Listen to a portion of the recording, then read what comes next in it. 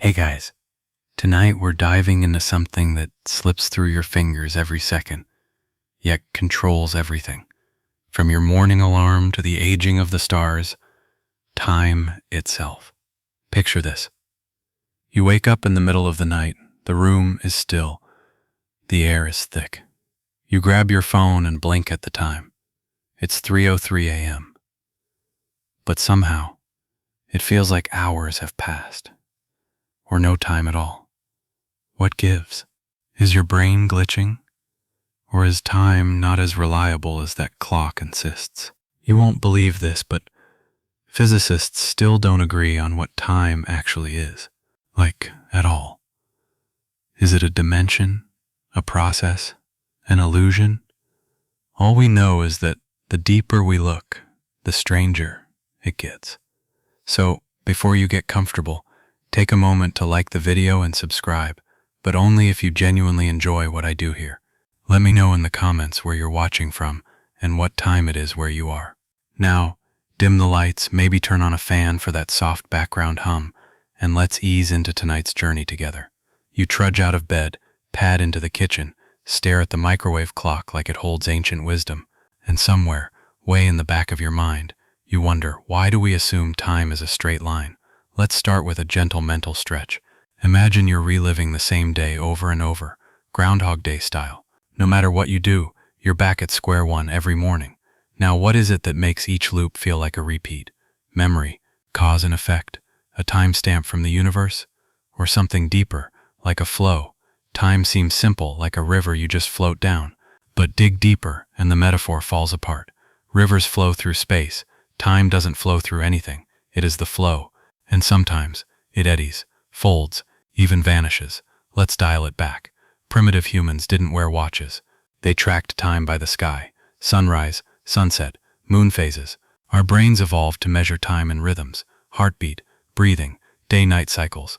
But those aren't time. They're just patterns we follow, like ducks in a row. And here's your first reality bender. Some animals don't even perceive time the way you do. Houseflies, for example, see in what's basically super slow-mo. Their brains process flickering lights so fast that your slow, clumsy hand trying to swat them is laughably predictable. To them, you're a drunk Godzilla moving at half speed. And to you, their lives are a blink. Who's right? Now go deeper. Time, scientifically, is usually treated as the fourth dimension, added onto our three dimensions of space. So you don't just exist in a place, you exist in a place at a time. But while you can move freely through space forward, backward, side to side, you're shackled to time like a dog on a leash. You move forward, always forward. But why? The human brain craves order, and time gives it structure. It turns chaos into narrative.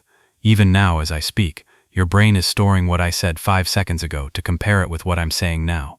That's what lets you make sense of anything, a comparison between then and now. Yet physicists have a name for the idea that this flow of time might be fake, the block universe. In this theory, all of time, past, present, future, exists simultaneously, like frames on a film reel. You only experience one frame at a time, but they're all there, waiting, watching, permanent. That's right, your 7th birthday party, still out there. That awkward first kiss, still happening. That time you accidentally called your teacher mom, also immortalized in space-time forever. Congratulations, you're eternal and perpetually cringing. Scientists still argue whether time actually passes, or if it's just our perception skimming through a static 4-dimensional structure. There's no experimental consensus yet. Some even argue the flow of time is a purely psychological trick, like a magician waving a hand so you don't notice the real illusion. And oh, speaking of illusions, your memory, it's not a video recorder, it's more like a sketch pad with a leaky pen. Every time you recall a memory, you redraw it slightly, smudging the past with your present mood, bias, and context. That means your timeline isn't just linear, it's actively rewritten, retroactively edited, like a bad Wikipedia page. Time is such a tyrant in your daily life. You chase clocks, you race deadlines, you age, wrinkle, and slow. But here's the real kicker. If you traveled fast enough, you'd experience less of it. We'll get to that soon. But for now, let's reflect. In the dead of night, you feel time stretch and warp. Minutes feel like hours. Dreams last days and seconds. You wake up disoriented, unsure how much reality you've missed. That's not broken biology. That's time playing jazz in your brain. You ever wonder why boredom makes time crawl, but fear makes it race? Why love makes hours disappear, and grief slows the seconds to molasses? Time doesn't just move, it breathes, swells, contracts, and your emotions are the lungs. So next time you're lying awake at 3:03 a.m., watching shadows stretch across the wall, remember, you're not just watching time pass, you're creating it, perceiving it, distorting it, and just maybe, like that microwave clock blinking in the dark, time isn't the solid thing you think it is. Maybe it's just a dance between your brain and the cosmos. Get ready, we're about to bend time with Einstein. So now you're standing there, in front of the microwave clock, still groggy and half dreaming, when suddenly, it hits you. What if the clock isn't broken? What if your experience of time is what's glitching? Cue Albert Einstein, who basically looked at the universe one day and said, yeah, time's totally bendy. Welcome to the world of relativity, where clocks don't tick at the same rate for everyone, and your GPS wouldn't work if physics weren't constantly correcting time for gravity and speed. Imagine this, you hop on a spaceship, because why not, and you zoom off at, let's say, 90% the speed of light, out your window, stars smear into streaks, everything looks bluish ahead of you, and reddish behind. Inside, you eat, sleep, check Instagram, feel pretty normal, but back on Earth, years are flying by like commercials on fast forward. By the time you come back, your best friend is old and grumpy, your dog's been reincarnated, your phone model is now vintage, meanwhile you've aged maybe a year. That's time dilation, that's relativity, that's Einstein. It turns out, time is relative to two main things, how fast you're moving and how close you are to gravity. Faster motion slows your experience of time, stronger gravity does too. That means time is literally ticking slower for you on the ground than it is for someone in an airplane, by a fraction of a second, sure, but it's real, and your brain, totally unaware. Here's something wild. Every GPS satellite orbiting Earth has to account for both of those effects. They're far from Earth's gravity, so time runs faster, but also moving quickly, so time runs slower. The system has to balance both. If we didn't adjust for relativity, Google Maps would slowly send you into lakes, parking lots, and existential crises. Scientists still argue whether time is caused by motion and gravity, or if it's just affected by them. Some even think spacetime is emergent, like a property that arises from something deeper, more fundamental, like consciousness or quantum entanglement. No solid consensus, just a lot of smart people blinking at chalkboards. Now try to picture spacetime as a stretchy rubber sheet. Place a bowling ball on it that's a planet or a star. The sheet warps. Now roll a marble near the dent. It curves around. That's gravity. But here's the twist. Time bends too. Near the dent, clocks tick slower. That's why time near a black hole, more on that later, gets so hilariously distorted it might as well be a Salvador Dalí painting. And guess what? You're not just observing this from the outside. You're part of the fabric. You are moving through spacetime right now, even as you lie there, listening to this, drifting somewhere between wakefulness and sleep. Your body is sliding through four-dimensional space, but the direction of that motion, why it's always forward, that's still one of physics's biggest mysteries. Here's another brain twister. In Einstein's view, the speed of light is the ultimate cosmic speed limit. Nothing can go faster. But because of that, space and time must bend to keep that speed constant, no matter what. It's like the universe fudging numbers to make sure the math checks out. Let's say you're watching two astronauts play catch on their spaceship. To them, the ball is just being tossed back and forth. But to you, standing still on Earth, the ship is moving fast, and the ball is arcing in bizarre slow-mo. Time literally stretches for them. It's not illusion. It's not lag. It's reality, depending on your frame of reference. That's the heart of Einstein's genius. Your reality is shaped by your motion. And here's your cheeky thought for the night. If time can stretch, does that mean you could make your afternoon meetings feel shorter by sprinting through them at light speed? Sadly, no. Your body couldn't handle it. But the thought's satisfying. Also, fun fact, astronauts on the International Space Station experience time a teeny bit slower than we do on Earth. It's not enough to get a free youth serum, but technically, they are traveling into the future at a microscopic rate. They leave younger than us. Jealous? Back to your spaceship scenario. Let's go extreme. You travel at the speed of light if you could. From your point of view, time outside the ship would freeze.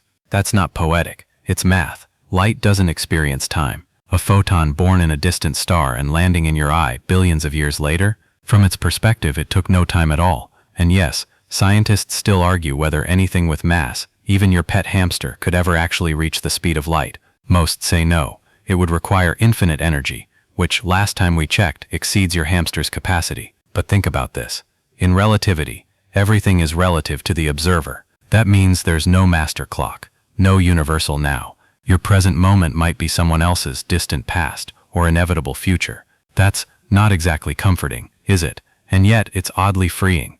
If there's no objective now, then maybe your stress about time slipping away is just an illusion.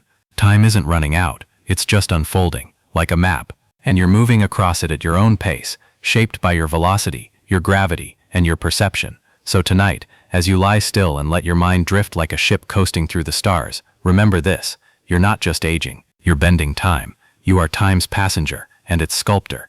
And in Einstein's world, that's the same thing. So you're still floating in that imaginary spaceship, time dilating around you like taffy in a slow cooker. But before you start booking your interstellar getaway, let's address something important. Your body would hate time travel. Seriously, it would revolt.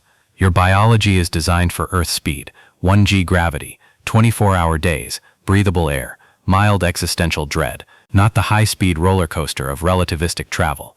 At near-light speed, things start going sideways faster than a kid left alone with permanent markers. First, the obvious: acceleration. To get anywhere close to light speed, you'd have to accelerate for a long time.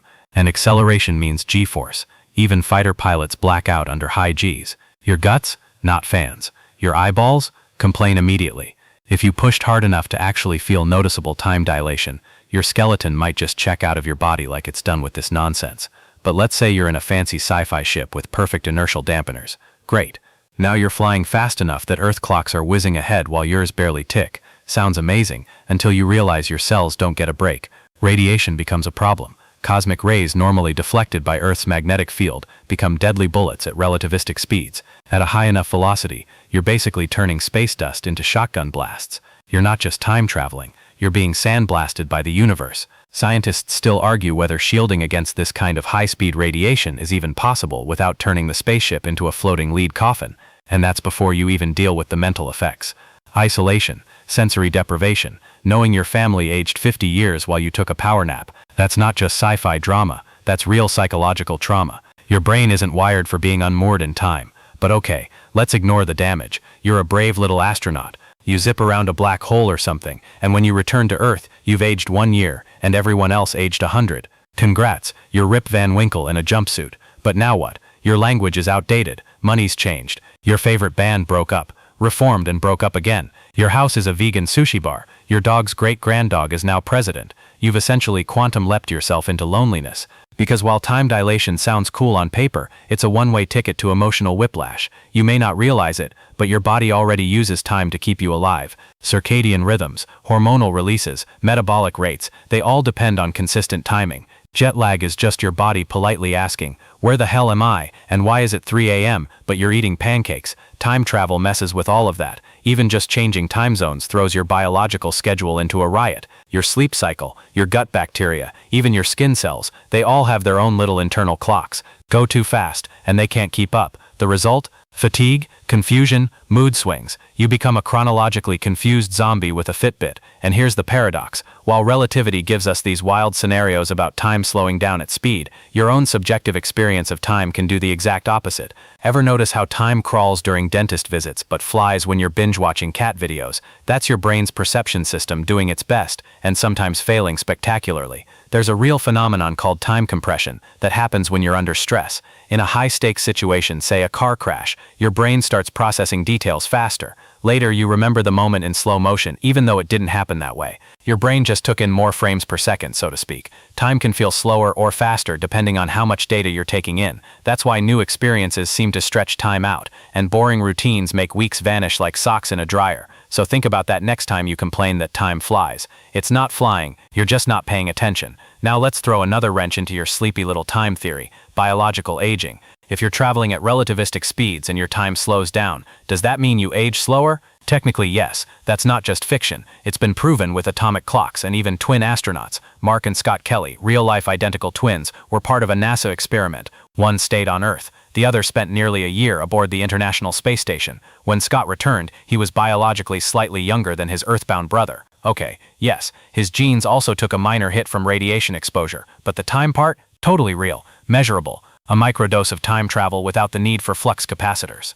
Still, the implications are unsettling. Imagine if we actually developed high-speed space travel. Rich people could literally age slower than everyone else. Eternal youth via interstellar privilege. You'd have a new social class, the temporally fortunate. Ugh. But before you get mad at theoretical space billionaires, here's some poetic justice. You already time travel internally. Remember how your brain rewrites memory every time you recall it. That's low-grade mental time travel. And every night during dreams, your brain smashes timelines together like a child playing with toy trains. You relive your past, you preview futures. Sometimes you even go non-linear. Remember that dream where you were 8 years old, then 40, then a goldfish, then you woke up thinking about taxes. So maybe the real time machine isn't a spaceship or a wormhole. Maybe it's your own mind. And ironically, the more you chase time, the more it runs from you. The slower you move, the more you notice it. The faster you race, the more it blurs. There's no perfect speed, just trade-offs, just ripples in your perception, bending and stretching in ways that would make Einstein proud. So lie still now. Let the world drift a bit. Your body may not be able to handle time travel physically, but your thoughts, they're already slipping through time's fingers, and we're just getting started. You're drifting now somewhere between dreaming and consciousness, and yet your mind won't quite let go. It keeps chewing on this slippery thing called time. Always forward, right? Always ticking, ticking, ticking. But now that you've seen how time bends and breaks for astronauts and photons, you've got to ask, why does time even have a direction? Why not backwards? Why not sideways? Why not both? Here's where we meet the arrow of time, one of the biggest unsolved mysteries in physics, and one that pokes you right in your existential ribs every single day. Because the arrow of time says, things happen in order, and only in one order. You are born, you age, you die. Ice melts, it doesn't unmelt. Coffee cools, it doesn't spontaneously heat up. You spill milk, and no matter how many towels and regrets you deploy, it never leaps back into the glass. But here's the strange part. Most of the fundamental laws of physics don't care about direction. They work just as well forwards as they do backwards. You could flip time in an equation, and the math wouldn't even blink. Gravity, electromagnetism, the strong and weak nuclear forces, they're all perfectly chill with time running either way. So, why doesn't time actually do that?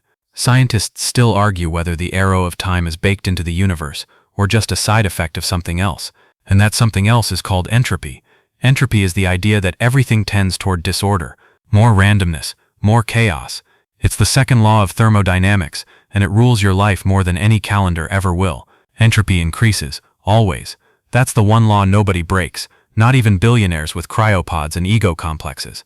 Imagine a deck of cards perfectly ordered from ace to king in every suit. That's low entropy, highly organized. Now shuffle that deck. Boom, entropy increases. It's not impossible to reorder it again, but it's incredibly unlikely. And that's the heart of it, probability. The universe is basically a big statistical game, and disordered states vastly outnumber ordered ones. There are millions of ways to mess something up, and usually only one way to keep it neat. Entropy tells us it's just easier to slide downhill. You open a box of puzzle pieces and toss them in the air. They'll never land in perfect formation. That's entropy. Drop a glass? Entropy wins. Try to repair a broken phone with duct tape and prayer? Entropy is already laughing at you. And time, real, felt, lived time, only feels like it moves forward because entropy is always increasing. That's the arrow. That's the reason you remember the past but not the future, because the past is where entropy was lower, and the future, it's chaos waiting to happen. Even your memories are a product of entropy. Your brain organizes experiences, burns the low-entropy past into a high-energy, complicated system of neurons and synapses, but you can't remember the future. Why? Because the entropy hasn't happened yet. There's nothing to record. Now, think bigger. The entire universe started in a ridiculously low-entropy state, what we call the Big Bang. Since then, it's been spiraling into disorder. Galaxies forming, stars dying, everything expanding, cooling, scattering. Entropy, baby. One cosmic messmaker. But wait, if the laws of physics allow time to run backwards, why don't we ever see it do that? Here's the thing. In theory, time could reverse in a perfectly isolated system where every molecule behaved exactly as expected. But the universe isn't tidy. It's messy. It leaks. It collides. It drops nachos on the floor of existence and never picks them up. And entropy is relentless. Picture yourself on a beach. You build a perfect sandcastle, tidy turrets, symmetrical towers. It's low entropy, but the tide comes in, the wind picks up, and grains scatter. High entropy wins. You could, in theory, unscatter every grain to rebuild the castle, but it would take a miracle-level choreography of atoms. That's why we don't see time flow backward, because the odds are astronomical. Entropy says, sure, reverse time if you want, but only after you win the lottery, get struck by lightning and find a clean sock in the laundry, all on the same day. Still, Some physicists theorize that entropy might not explain everything. There could be a deeper law we haven't discovered yet, something hiding beneath thermodynamics, or maybe entropy itself emerges from something else entirely, some quantum phenomenon we barely understand. Some even suggest there might be regions of the universe, far beyond our reach, where time runs the other way, where stars unburn and beings unage, and conversations are remembered before they're spoken, a mirror reality, not magical, just obeying physics from a different direction on the entropy slope. Could that be real? Could there be another you out there, rewinding through life while you fast forward? Scientists still argue whether such time-reversed universes are even possible without violating causality, the idea that cause comes before effect. Because if time could run backward, you could break everything, unsend an email, uneat a taco, unembarrass yourself at that wedding where you did that thing. But maybe time isn't a rigid line at all. Maybe it's more like a spiral, or a heartbeat. Maybe forward is just the direction we perceive because our minds are entropy machines, constantly carving order out of chaos, one moment at a time. So now you lie in bed, listening to the soft pulse of your heartbeat, the hum of the fan. You are the product of billions of years of increasing entropy, and yet, you create order. You remember, you hope, you plan. That arrow of time might be pulling you along like a current, but you somehow are learning to swim. Just don't try uncracking eggs anytime soon. You're still lying there, the world quiet except for the soft background hum, and maybe the occasional creak of your house settling. You shift slightly, thinking about arrows and entropy, and suddenly your stomach growls, and just like that your mind flashes to a memory, that time you dropped an entire omelet on the floor, the yolk shattered like a tiny sun going supernova. You stood there helpless, watching breakfast die, and you know what? You couldn't put it back together, ever, no matter how hard you tried, and that right there is entropy in action. See, the second law of thermodynamics doesn't just exist, it rules everything. Every moment of your life is like that egg, complex systems breaking down into simpler ones, heat spreading out, energy becoming less useful, ice melting, coffee cooling, socks disappearing mysteriously in the dryer. Okay, that one might involve portals, but still, this law is why you can't travel back in time, why you age, why stars burn out, and why the universe itself is slowly fading into cold emptiness. It's also why a broken plate doesn't unbreak, and why no one has ever seen smoke go back into the chimney. Scientists still argue whether this law is absolute, or if it's just a reflection of probability, the cosmic default setting. Some believe there might be rare localized reversals of entropy at quantum levels. But for the world you live in, entropy always wins.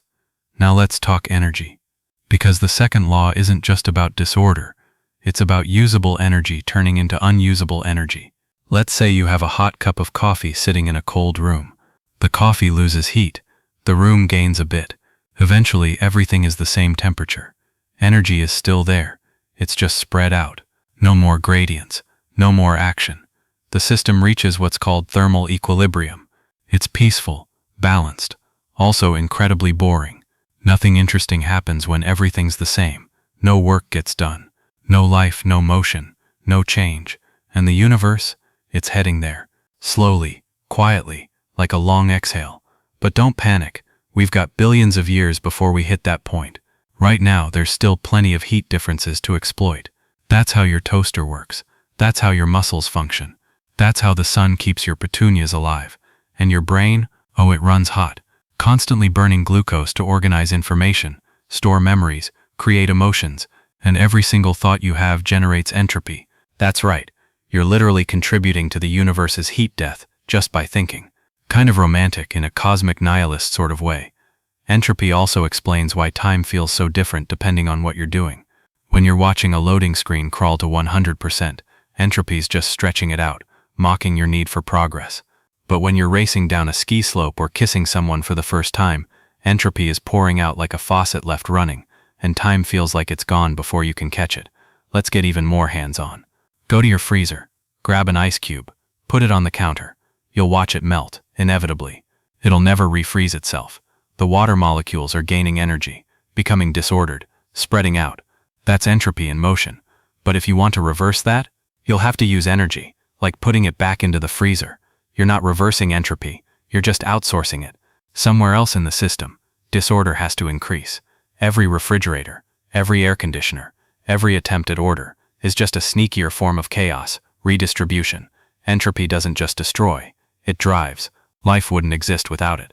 The chemical reactions in your body that keep you alive, they rely on entropy increasing somewhere in the process.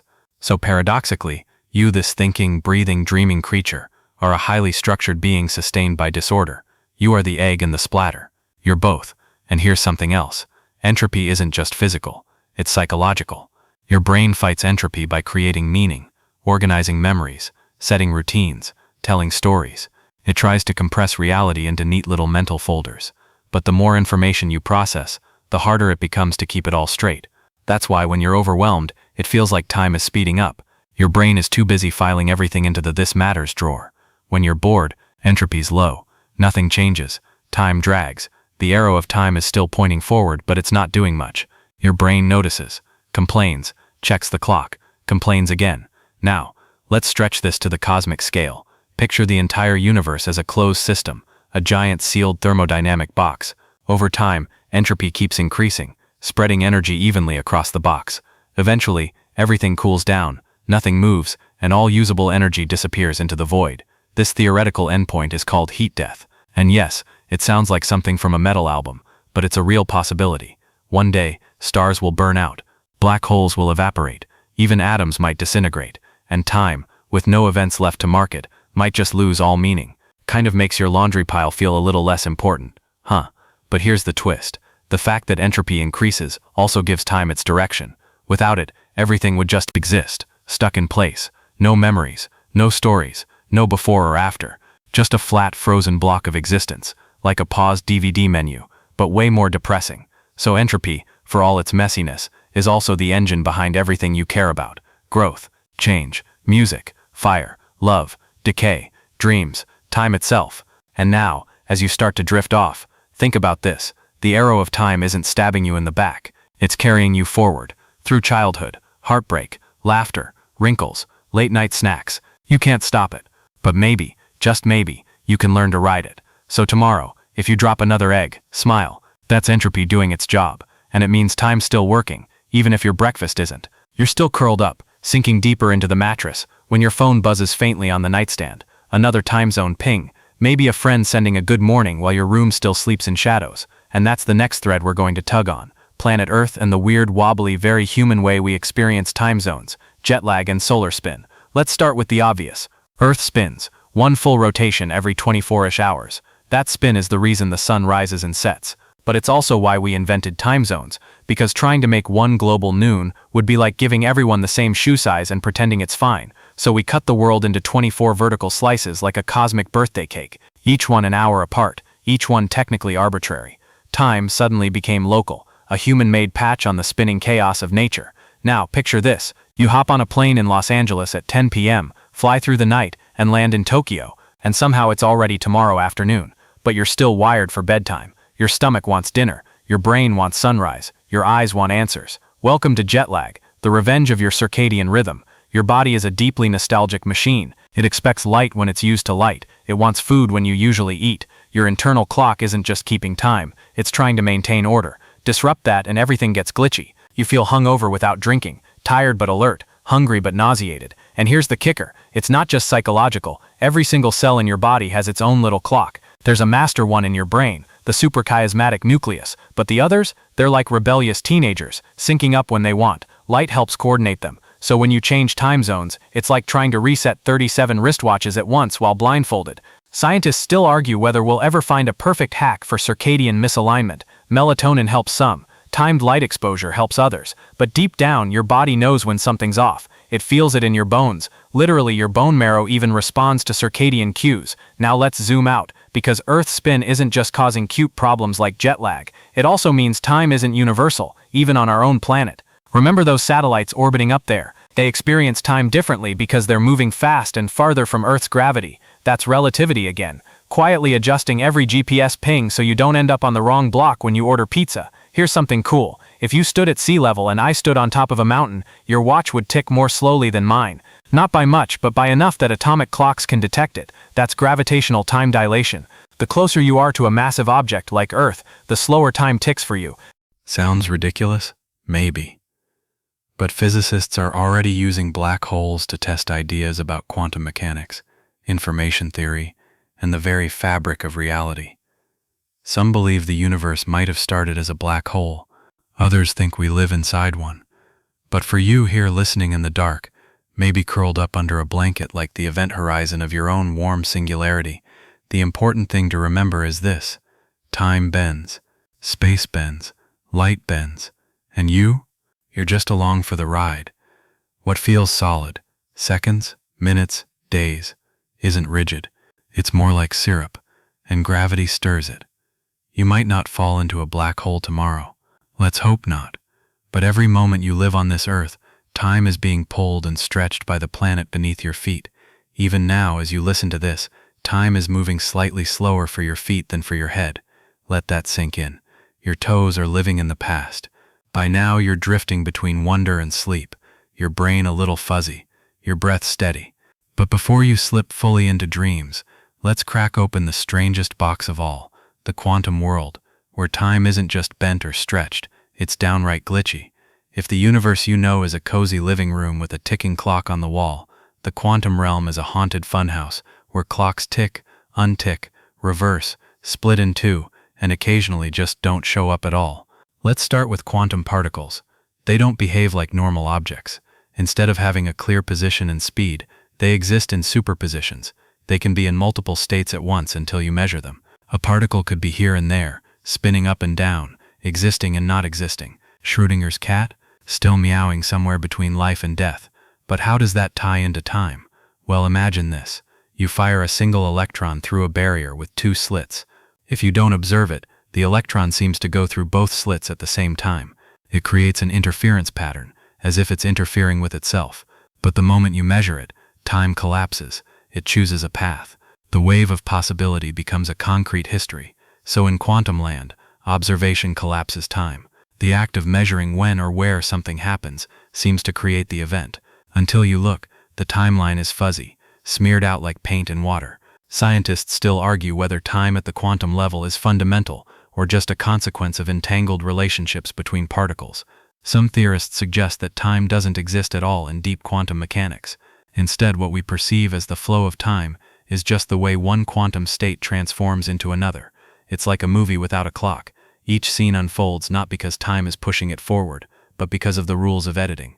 One shot naturally leads to the next. Time becomes a narrative, not a ticking metronome. Now here's the real mindbender. In quantum theory, particles can become entangled. That means two particles, even light years apart, can be linked so that what happens to one instantly affects the other, no matter the distance. This spooked Einstein. He called it spooky action at a distance, because it suggests something faster than light, instant connection. But how can that happen in a universe where nothing travels faster than photons? Some believe the entanglement doesn't transfer information instantly, but rather that the entangled particles don't have individual states at all until measured. They're part of a single system, a kind of cosmic duet, where each note depends on the other. But here's the creepy part.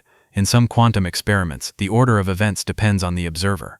That's right, which came first might depend on who's watching.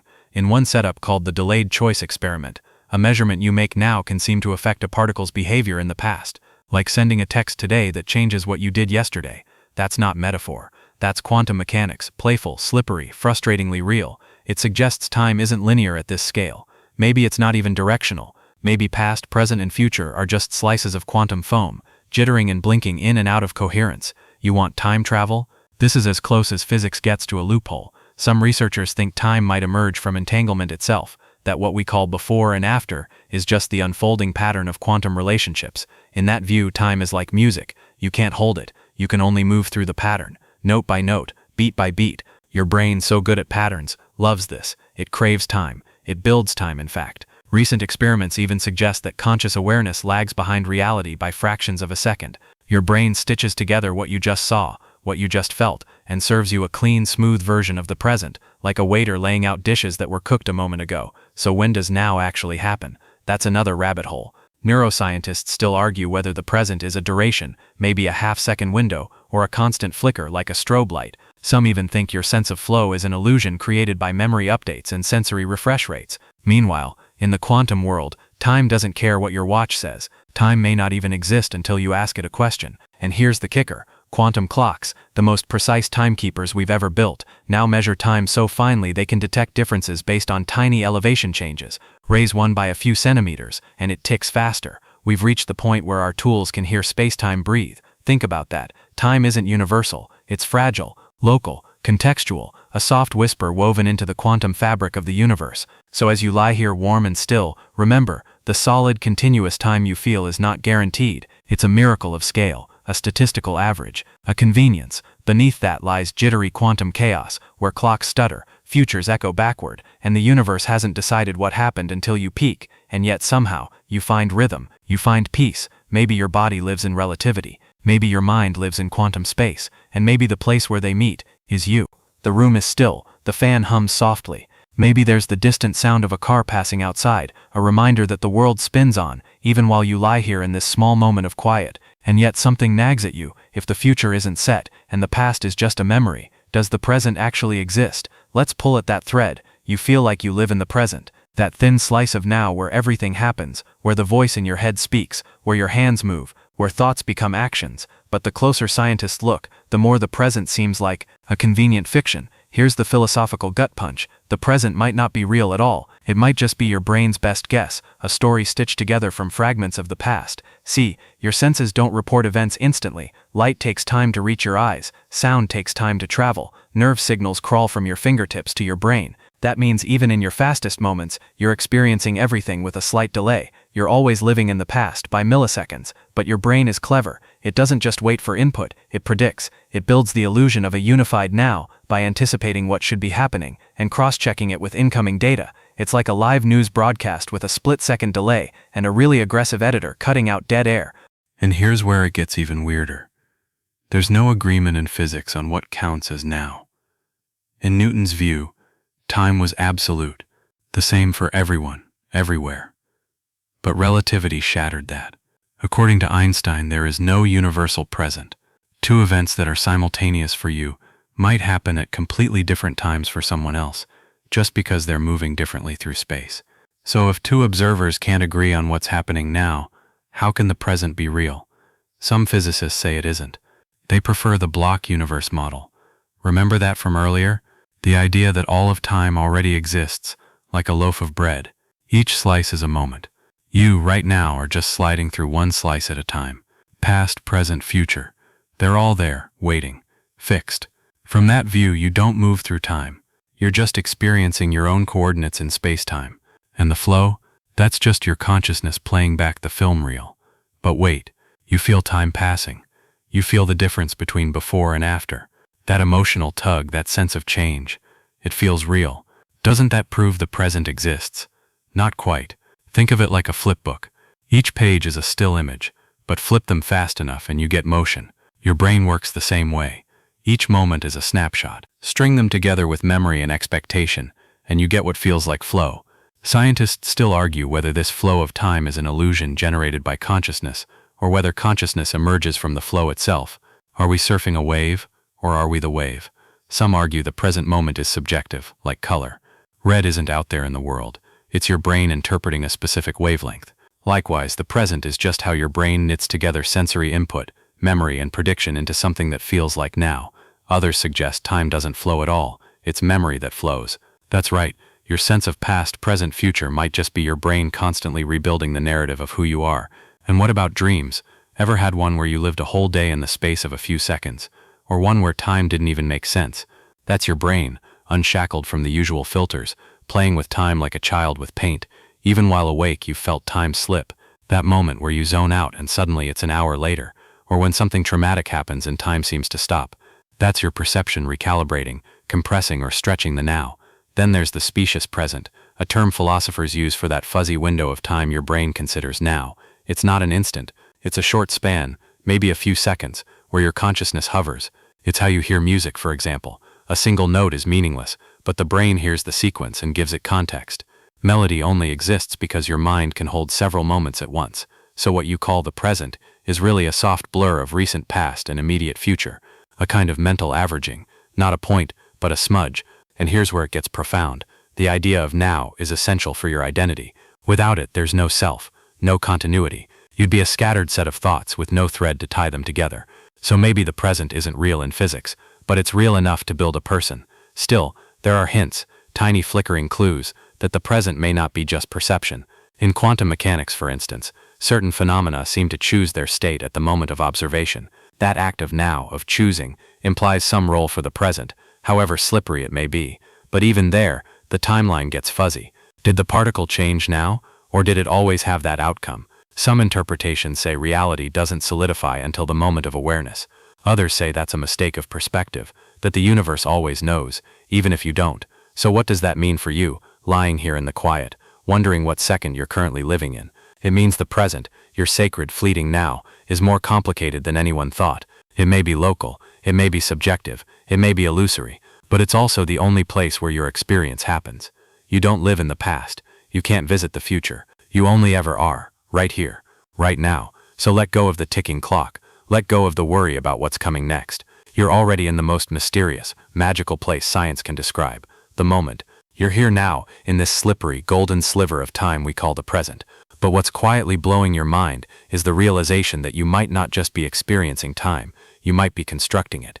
Because your brain isn't just a storage unit for memories or a processor of sensations, it's a time machine, a prediction engine, a self-updating storyteller that's constantly editing your past and simulating your future. Let's be clear, you are the only species on Earth that wakes up in the middle of the night, stares at the ceiling, and anxiously replays that thing you said 3 years ago at a dinner party, and then fast forwards to catastrophize your job interview next week. Goldfish don't do that. Cats don't spiral into what-if scenarios. But you do, because your brain is a chrononaut. It lives in time, through time, and often ahead of time. This is called mental time travel. It's your mind's ability to move back and forth through remembered and imagined events.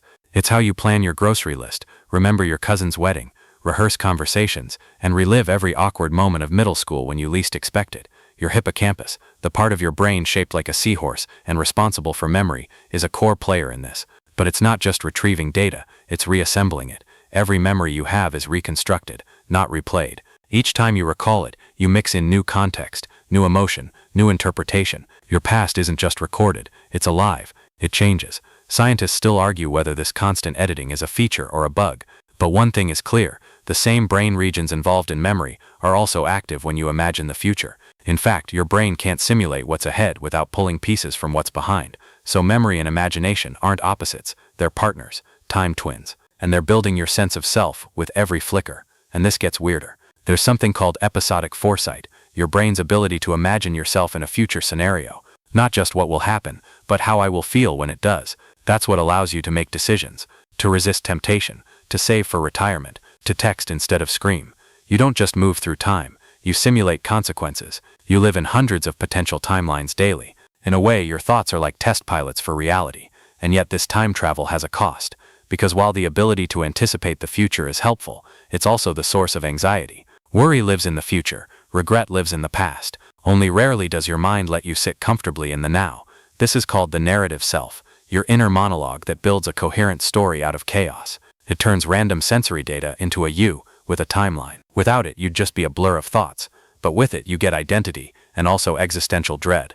You constantly ask, who am I now? Who was I then? Who will I be? Even your sense of free will depends on time. You believe you're making choices in the moment, but your brain has already been prepping for them seconds before you're aware. Studies using fMRI scans show that your brain starts making decisions before you consciously decide. Your will is a wave riding just behind the crest. So if the brain is doing all this behind the scenes, what's really in charge? Maybe your conscious self is less a driver and more a commentator, narrating events as they unfold, stitching cause and effect into a smooth, satisfying storyline. Now let's zoom out from the brain. The body is a time machine too. Your cells age, divide, and die on schedules. Your circadian rhythm keeps internal time. Even your gut bacteria follow day-night cycles, influencing digestion and mood. Your immune system, your hormones, your sleep, all orchestrated in temporal symphony. And then there's your emotional clock. Ever notice how trauma distorts time? People who've suffered a major event often report a sense that time stopped or that everything blurred. That's because the brain records traumatic memories differently, often in fragmented or hyper-detailed ways. It warps time perception. Days stretch, years vanish. Conversely, flow states, those magical moments where you're fully immersed, compress time. You write, dance, paint, run, and suddenly hours have passed like minutes. Your brain stopped narrating. You were pure presence, a ghost skipping along the surface of the now. Even boredom is time travel. When nothing new happens, your brain skips forward, assumes it knows what's coming, and compresses the moment. That's why routines feel like time thieves. Weeks gone in a blink. But novelty? That stretches time, forces your brain to record, to notice. That's why childhood summers felt infinite. Scientists still argue how we measure subjective time. Some think we have an internal pacemaker, like a metronome tied to dopamine levels. Others suggest it's about attention, more changes in perception, more recorded moments, a sense of longer time. Whatever the mechanism, one thing is certain: time is deeply personal. Two people can sit side by side for an hour, and one will feel it fly while the other drowns in each minute. So what does this mean for you tonight? It means you have more control than you think. Time isn't just something that happens to you. It's something you shape with attention, memory, imagination. When you focus deeply on something meaningful, you stretch your experience of time. When you rush mindlessly, you collapse it.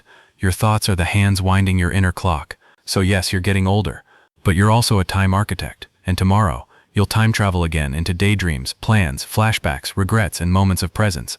That's what it means to be human, to remember, to imagine, to exist in stories, not seconds.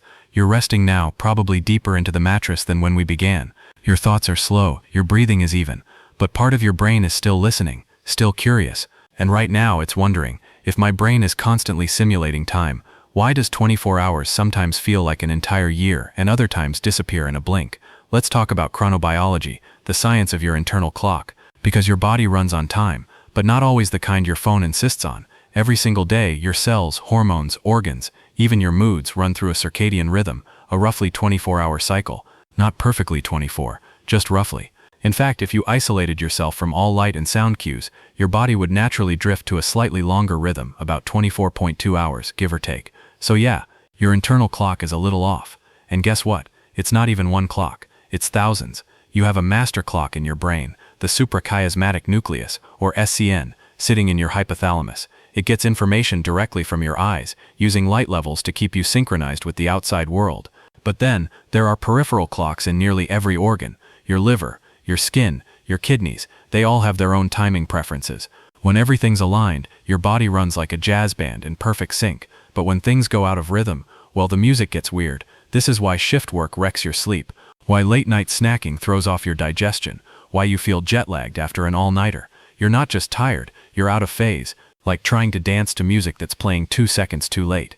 Scientists still argue whether there's a true natural clock inside us, or whether it's a patchwork of systems we've hijacked with modern life. What we do know is this: our obsession with 24-hour schedules doesn't always match our biology. Some people are night owls, their body temperature and alertness peaking after sunset. Others are morning larks, fully functional before sunrise, while the rest of us are still negotiating with the snooze button. These patterns are largely genetic, and society? It favors larks. Early classes, 9-to-5 jobs, morning meetings. But here's the plot twist: forcing everyone into the same schedule isn't just unfair, it's unhealthy. Research shows that people working against their natural rhythm, called social jet lag, have higher risks of depression, obesity, and even heart disease. So next time someone scolds you for sleeping in, just whisper circadian misalignment and hit the pillow again. But it's not just about sleep. Your hormones follow this clock too. Cortisol, your wake-up chemical, spikes around sunrise. Melatonin, your sleep hormone, ramps up as it gets dark. Even your reaction time, blood pressure, and pain sensitivity fluctuate throughout the day. If you've ever felt super sharp at 10 a.m., foggy at 2 p.m., and strangely philosophical at 1 a.m., that's not just mood, that's biology. Time isn't just passing around you, it's pulsing within you, and the clock doesn't stop ticking just because you're asleep. In fact, sleep itself has stages, each tied to cycles of brain activity. Light sleep, deep sleep, REM sleep, over and over in 90-minute waves. Each cycle has its role: memory consolidation, immune support, emotion regulation. Skip a stage, and your body knows. You feel it the next day in that foggy "what year is it" kind of way. But we haven't even gotten to the weirdest part. Time perception isn't even consistent within the same person. Ever noticed how time slows down during emergencies? That's called time dilation under stress. In moments of fear or danger, your brain floods with adrenaline, enhancing memory encoding. Afterward, the event feels longer, not because time actually changed, but because your brain recorded more detail. More detail, more memory, longer perceived time. Then there's the opposite: routine compression. If every day looks the same, your brain starts compressing the footage. Oh yeah, another Monday. Let's skip the credits. That's why whole months can vanish without leaving an impression. Want to slow down your sense of time? Try doing something new. Novelty forces your brain to record more, to pay attention. That's why vacations feel longer in memory, even if they were shorter in duration. So time isn't just measured by clocks, it's measured by change, by memory, by contrast. But modern life? It flattens those contrasts. Same route to work, same inbox, same breakfast. No wonder you blink and it's December again. The solution? Mix it up. Take a walk somewhere new. Talk to someone you wouldn't normally talk to. Try painting even if you suck at it. Your brain will thank you by stretching time just a little. Even colors, smells, and music are temporal triggers. The scent of sunscreen can launch you into a childhood summer. A certain song, straight back to heartbreak or joy. These aren't just memories. They're temporal anchors. Little knots in the rope of your life where time loops back and taps you on the shoulder. So yes, your body follows a 24-hour rhythm, but your experience of time, it follows attention, emotion, novelty, connection, and knowing that you can take back a little control. Want your week to feel longer? Stop multitasking. Want your year to feel fuller? Seek unfamiliar experiences. Want your life to feel more vivid? Be present. Because time, it turns out, notices when you're paying attention. And when you do, it rewards you with presence. Not just now, but long after. You're drifting now. The kind of deep relaxation where time feels soft, like it's holding you instead of rushing past you. But we're not done just yet. Because even in this stillness, time is moving differently for you than it is just a few hundred kilometers above your head. Let's talk about a hidden truth of your daily life. You experience time differently than the satellites orbiting the planet. And it's not theory, it's something we have to actively fix every day, or else everything from your GPS to your weather apps would start going haywire. Let's start with those satellites, like the ones powering your navigation app, quietly orbiting about 20,000 kilometers above Earth. They move fast, and they're farther from Earth's gravity well than you are. So thanks to Einstein's theories of relativity, two things happen. Because they're moving fast, special relativity says their time should slow down compared to yours. But because they're farther from Earth's mass, general relativity says their time should speed up compared to yours. And when you crunch the math, the net result is that satellite clocks tick about 38 microseconds faster per day than clocks on Earth. Doesn't sound like much, right? Well, without correcting for this, GPS location data would be off by about 10 kilometers per day. That's enough to get you lost just trying to find a coffee shop. So engineers build these relativistic differences into the system. Every GPS satellite is basically a tiny orbiting example of how time is not universal. It's local, contextual. Even now, time is stretching slightly differently for every person, pet, and object on the planet, just based on motion and gravity. Time is not this perfectly synchronized metronome ticking the same for everyone. It's more like a field, a fabric that warps and waves depending on where you are and how fast you're moving. Even at sea level, if you go to the top of a skyscraper, your clock ticks faster, just a little. Atomic clocks are now so precise they can detect time differences over one floor of a building. So yes, you're aging differently depending on whether you sleep in a basement or in a penthouse suite. You just lying here in bed, your head is aging slightly faster than your feet. Not kidding, your toes live in the past. Very slightly, but still. They are you, but younger. This is gravitational time dilation, and it means that even within your own body, time is uneven. And this isn't just a thought experiment anymore. These differences matter, not just for satellites, but for science, for medicine, even for your sense of fairness. Because as we develop more precise medical devices and wearable tech, we're learning that blood circulation, metabolic rates, and cell activity might also be influenced just subtly by where and how you live. Altitude, travel, sleep cycles, magnetic fields, they might all be nudging your clock around ever so gently. And if time isn't absolute, then experience isn't absolute either. Two people can share a life together, same house, same meals, same Netflix account, and still age at different rates. Not just emotionally, physically. And then there's speed. Remember, special relativity says time slows down the faster you move. That means astronauts on the International Space Station zipping around Earth every 90 minutes are living just a little slower than you are. When they return, they're technically a few microseconds younger than their twin on Earth. We proved this with the twin paradox experiment. One twin in space, one twin on Earth. When reunited, their biological clocks are slightly out of sync. We've also tested this with atomic clocks flown around the Earth on commercial airplanes. Same result. Fly fast enough, and you'll arrive home younger than the you that stayed still. Not enough to skip your birthday, but real enough for science to notice. So while time travel may sound impossible in the sci-fi sense, you are already doing low-grade time travel. Every plane ride, every step upstairs, every orbit of the Earth, you are bending time just a little. Not enough to notice, but enough that the universe keeps score. Scientists still argue whether we could one day scale this up. Could we build rotating space habitats that simulate gravity and slow aging? Could we orbit near a black hole to pause time for deep space journeys? Could we, through motion, mass, or sheer cleverness, choose how time affects us? Maybe, but even now the choices you make shape your temporal experience. Go fast, slow down time, live higher up, age faster, travel more, drift ahead, stay still, let the world race around you. And it's not just physics. Emotion, attention, movement, all stretch your perception of time. When you're engaged, time flies. When you're idle, it crawls. But physics says, even if you do nothing, time is still moving differently for everyone around you. So the next time you're stuck in traffic, or delayed at an airport, or just waiting for your noodles to boil, remember, your experience of time might be a little longer than someone else's. And maybe that's a gift, because the real lesson here is this: there's no single clock in the sky, no absolute tick that we all follow. There are billions of tiny clocks, inside and outside of us, drifting gently apart, weaving a universe where time is fluid, flexible, and ever so slightly unfair. And somehow, in all this relativity, we still manage to meet for coffee at 3 point. Now that's a miracle. It's getting quieter now. Your breath slower, your limbs heavier. You've traveled through gravity wells and quantum foam, floated near black holes and peeked into the blurred edges of the present. And now there's just one final riddle to wrap your head around as you melt into the mattress. Will time ever stop? Let's talk about the end of time. Not just the end of your time, but the big one. The end of the universe's clock. At first it sounds like pure science fiction. Time stopping? How would that even work? The clocks freeze? The stars pause mid-flicker? You stuck eternally trying to remember if you locked the door? But the truth is, we don't know how time ends. We barely know how it began. Here's what we think. 13.8 billion years ago, everything space, matter, energy, time itself burst from a single searing point in the Big Bang.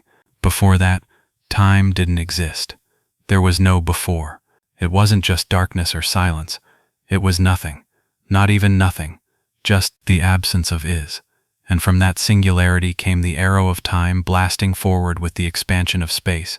Galaxies formed, stars ignited, planets coalesced. You showed up eventually, Googling if tuna can go bad. But now physicists are asking, if time began, can it end? There are a few possibilities. None of them come with happy background music. First up, the Big Freeze. This is the crowd favorite among cosmologists. In this scenario, the universe keeps expanding forever. Galaxies drift apart, stars burn out, black holes evaporate. Over trillions of years, matter spreads thinner and colder until the universe becomes a dark, silent expanse, a vast ocean of near-zero energy. And with no more change, no stars forming, no planets colliding, no heat flowing, entropy reaches its maximum, and time effectively loses meaning, because without events, time has nothing to measure. Tick, tick, tick, stop. Not because the clocks broke, but because there's nothing left to count. Scientists still argue whether this is truly the end of time or just a change in its usefulness, like having a calendar in a world without days. The second theory is the Big Crunch. In this version, gravity eventually overcomes expansion. The universe contracts, galaxies crash together, space collapses, time reverses, everything heads back to a single dense point, a kind of cosmic rewind. Some think this might even spark a new Big Bang, an endless cycle, time born again, Phoenix style. And then there's the Big Rip. This one's spicy. If a mysterious force called dark energy continues to accelerate the expansion of the universe and keeps growing stronger, it could eventually tear space itself apart.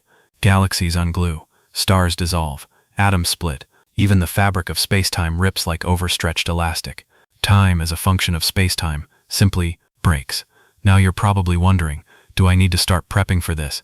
Nope, these events are unimaginably far in the future, trillions of years from now, long after Earth is gone, long after the Milky Way has danced with Andromeda and become some other kind of galaxy altogether, long after time feels relevant to anyone. But just because we won't witness the end, doesn't mean it's not worth pondering, because these cosmic theories raise a deeper question. Is time a thing that flows, or a condition that arises when things change? In the endgame scenarios, especially the big freeze, change ceases, entropy reaches its ceiling. If nothing new happens, can time still be said to exist? Some physicists think time might be emergent, like temperature. You don't talk about the temperature of a single molecule. It doesn't make sense. Temperature only exists when you have a system, many moving parts creating an average. Time could be the same way, a macroscopic phenomenon that only arises when particles move, interact, evolve. No interactions, no time. And what about quantum physics? At the smallest scales, time doesn't behave consistently. Some theories, like loop quantum gravity, suggest that spacetime itself might be made of discrete chunks, like pixels. That would mean time isn't continuous. It comes in little ticks, chronons, like the frames of a film reel. Zoom out far enough and it feels smooth, but zoom in, and you find that time might be granular. Others propose time doesn't exist at all at the quantum level, that it's just our clumsy human interpretation of correlation, that there's no before and after, just an eternal interrelation of quantum states, humming in some strange timeless rhythm, and yet here you are, feeling time pass, heart beating, breath rising and falling, thoughts floating in order, not chaos. So even if time is an illusion, it's an immersive one. You live in it, you worry about it, you treasure it, you waste it, you hope for more. Maybe time doesn't care, maybe it doesn't need to, but maybe that's what makes it precious, not because it lasts forever, but because it doesn't. So lie there now, hands tucked under the pillow, thoughts softened into fog. Time, whatever it is cradling you, moving around you, through you, not perfect, not fair, but always happening. And even if one day the stars go out, and clocks stop ticking, and entropy wins, you were here, for a little while, and that makes this moment eternal. You've followed time from the cosmic bang to its quiet end. You've peeked into quantum chaos, spiraled through black holes, and floated through the fog of the now. So naturally, the next question that slips into your half-dreaming brain is, can we hack time? It sounds absurd, like something whispered at midnight after one too many espressos, or read on the back of a cereal box. But it's a question that serious scientists, grumpy, math-loving, skeptical ones, actually ask. Let's start with the basics. You already know we do cheat time, in tiny ways. Satellites, high-speed travel, atomic clocks. But what about the big stuff? Time machines. Reversing death, skipping years, folding time like laundry? Let's see what science has up its sleeve. First up, cryonics. The idea that you could freeze your body, or just your brain, at death, wait a few decades, or centuries, and be revived when medical science catches up. It's not science fiction anymore. Real companies offer this service. You die, they cool you to -196°C and store you in liquid nitrogen. The hope? One day they'll unfreeze you, cure what killed you, and hit the cosmic reset button. But there are huge challenges. Ice crystals can destroy cells. The freezing process damages tissue. And revival? We have zero way of bringing a dead frozen human back. As of now, cryonics is faith disguised as science. Still, some scientists argue that future nanotechnology might solve it, that one day microscopic robots could repair frozen damage cell by cell, molecule by molecule, a kind of quantum defibrillator for the 22nd century. Hopeful? Sure. Probable? Debatable. But the idea persists, because humans hate the finality of time. Scientists have already extended lifespans in mice, worms, and flies by tweaking genes and restricting calories. There's even research into cellular senescence, the process by which your cells decide to stop dividing and just sit there, leaking drama like old batteries. If we could block or reverse that, time biologically could be stretched. Some tech billionaires are very interested in this. Longevity startups are pouring millions into anti-aging research. Not to look younger, though. Let's be real. They're into that too. But to actually slow time's damage. Imagine birthdays without wear and tear. Bodies that repair like machines. A 90-year-old hiking Everest with the knees of a teenager. That's not just vanity. That's temporal rebellion. And then there's the dream of dreams, actual time travel. Could you really jump into the past or leap into the future? Einstein left the door cracked. According to general relativity, wormholes, shortcuts through spacetime, might exist. They'd let you travel vast distances instantly, and if manipulated correctly, maybe even move between times. Theoretically, here's how it might work. You take one mouth of a wormhole and move it at relativistic speed, then bring it back. Because of time dilation, one end would be younger than the other. Step through, and you go backward, or forward, depending on your route. Sounds neat, right? But also absurdly unstable. These wormholes would collapse instantly, without some form of exotic matter, a material with negative energy density, which as of now exists only in equations and physicists' stress streams. And let's not forget paradoxes. The grandfather paradox says, if you go back and prevent your grandparents from meeting, do you still exist to make the trip? Scientists still argue whether these paradoxes kill the dream, or if the universe finds ways to resolve them. Some suggest time is self-consistent, that no matter what you do in the past, you're just playing a role that was always meant to happen.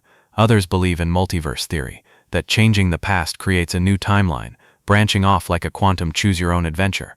No paradox, just infinite versions of you, some of whom never forgot their umbrella. Then there's closed time-like curves, loops in spacetime allowed by Einstein's equations. In theory, you could ride one like a train on a circular track, visiting the same moment again and again, but even if we could create them, should we? Because here's the quiet fear underneath all time-hacking dreams. If you could change time, would you ever stop? Would you ever be satisfied with the moment you're in, if you knew you could jump to another? Would joy last? Would grief be real? Would we become obsessed with fixing every mistake, revisiting every loss, rerunning every choice? Maybe the fragility of time, its one-way arrow, is a feature, not a bug. Still, we try. Even now, some quantum physicists are experimenting with entangled particles to test retrocausality, the idea that present actions could influence the past. It's controversial, inconclusive, but tantalizing. And let's not forget AI, our newest tool for freezing time in a sense, memories captured, voices cloned, lives simulated. We're building echoes of ourselves, uploading our thoughts, recording every second. One day, someone might visit you, not in the flesh, but through the data you left behind. A ghost of your patterns, a whisper through the archive, a version of time travel where the past is always accessible, if not changeable. So can we hack time? Maybe, a little, in moments, through biology, through memory, through technology. But the truest hacks are still the oldest ones, paying attention, slowing down, savoring now, living fully, so the moment becomes eternal through meaning, not machinery. Because while wormholes might remain on whiteboards and immortality stays in test tubes, you already have the most powerful time machine of all, your mind. It remembers, it imagines, it creates time, and no one, not even a quantum physicist, can take that away. So here we are, the final stretch. You've waltzed with wormholes, tangoed with tachyons, dabbled in paradoxes, and peeked behind the curtain of entropy itself. You're lying there now, warm, still, a little dreamy, and if your body is ready to sleep, your mind is still glowing with the quiet electricity of one last question: what is time to you? Because let's be honest, after all the physics, the relativity, the clocks and the chaos, there's something personal here, something small, intimate, that no equation can fully explain, because time doesn't just stretch across galaxies, it stretches inside you. Let's test that. Think back to childhood, a single summer afternoon, maybe a smell, cut grass, hot plastic, sunblock, the sound of sprinklers, or a fan. A time when an hour felt like a universe. You can go back there, can't you? Maybe not perfectly, but close enough. The emotion still lingers like dust on old sunlight. Now think of last Tuesday. What happened? Harder to say, right? Because time isn't just measured by what happened, but by how deeply it was felt, how richly it was recorded. You don't remember calendars, you remember meaning. Moments etched into you by emotion, novelty, or connection. And that makes you a time machine. But not a digital one. You don't capture time like a camera. You translate it, interpret it, transform it. Time isn't just what you live through, it's what you are. Your identity is time made solid. A stack of memories, dreams, regrets, patterns, and all of it is held together by one fragile thread: attention. Wherever your attention goes, your time goes too. Lose yourself in a book, and hours evaporate. Wait at the DMV, and 5 minutes feels like geological erosion. Time expands or contracts depending on how fully you're here. And you know what else? You shape time for others. A text that changes someone's mood, a conversation that saves a day, a moment of stillness shared between people who don't need to talk. These aren't seconds. They're sacred pockets of time that ripple forward. You are not powerless in the face of time. You wield it, whether you know it or not. When you pause and breathe, you stretch it. When you love someone well, you slow it down. When you notice the sky, the scent, the silence, you remind time that you're paying attention. And in return, time leaves footprints, little echoes in your memory, proof that you were here. So maybe you are a little time lord, not with a TARDIS or a flux capacitor, but with a nervous system wired to feel time as more than just numbers on a clock, with a heart that marks time not in hours but in presence. And here's a final truth to hold as you drift. Even if physics eventually proves that time doesn't flow, even if the future is fixed, the past immutable, and all of us just frozen patterns on a four-dimensional block, you still experience time. You feel it. You move through it. You transform it into memories, relationships, art, laughter, tears, silence. You make it matter. And that's what no black hole, quantum field, or dying star can ever replicate. So close your eyes now, you've earned it. Let the hum of your body become background static. Let your thoughts curl up like cats and sleep. Time can wait a moment. You're still here, and that's enough. So now we slow things down. Not just the words, but the breath. Let it be long, and slow, and soft. The science has finished its dance, but its echo stays. Not loud, not sharp, just a whisper. A reminder that time is still moving, even now, even here. Let your body feel heavier, like it's slowly sinking into something deeper than the bed. A gravity of peace, a pull toward stillness. Picture the universe, not as cold and vast, but as quiet, still, a soft dome of stars above you. Distant galaxies twinkling like fireflies that forgot to blink. And in the center of it all is you, not racing, not chasing, just being. Every breath you take is a gentle tick of your own clock, a rhythm that belongs only to you. Nothing else matters now. Not the errands, not the deadlines, not the what-ifs or what was. Time will keep moving. That's its job. But tonight you've stepped outside it for just a moment. You've touched the threads. You've seen the gears. You've heard the quiet tick of cosmic patience. Now let it all go. Let time blur. Let it stretch and fade and cradle you like waves. You don't need to hold on. You don't need to understand. You only need to rest. The future can wait. The past is already folded up behind you. And the now is gentle and safe and still.